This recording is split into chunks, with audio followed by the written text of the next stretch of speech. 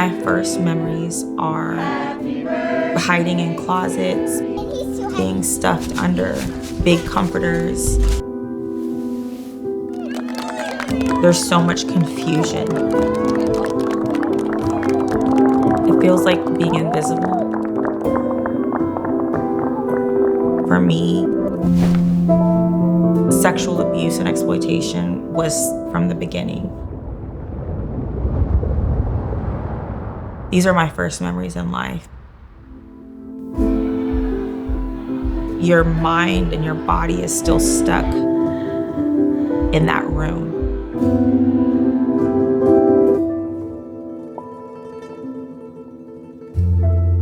And you're forced to live with two realities. For me, the trauma was so complex that I was split, I was fractured. Another part of me went through that. So I would just be playing and talking, and they would say, well, tell me about, and I would say, okay, when they did that to you, and I would start talking to another part of myself, the part of me that was abused. They'll say, well, why don't you just leave then? Like, if you're in and out of a hotel, if you're in and out of a grocery store, then why don't you just walk away? Why don't you just tell somebody? It's dehumanizing the individual and stripping everything away to where they feel like there is no other option but to do what you're told. If you don't dress a certain way to be what the monster needs you to be, you don't know if you'll make it out alive. You don't know if you're just gonna disappear. And it's not like, oh, I can just leave, because I know that if I leave, they're gonna kill my family, or they're gonna go get my little sister. There's nothing else that your life could become. I went from feeling like my body is worth nothing to my life is worth nothing. But where I didn't really care about my body or my life, somebody did. That's where I realized, like, I can keep going.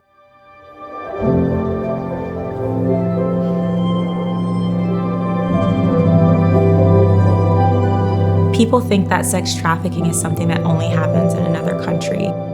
But here in the Panhandle, there's a major demand for it.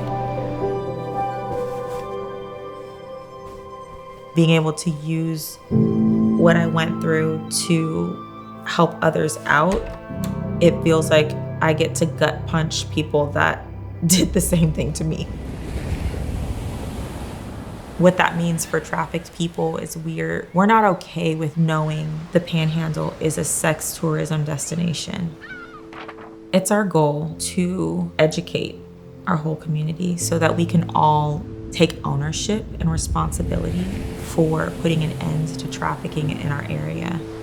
And be a friend, be for them what I needed someone to be for me when I was going through it, you know? Those moments when a victim realizes that somebody sees them and understands them, or that somebody is gonna fight for them, that's life.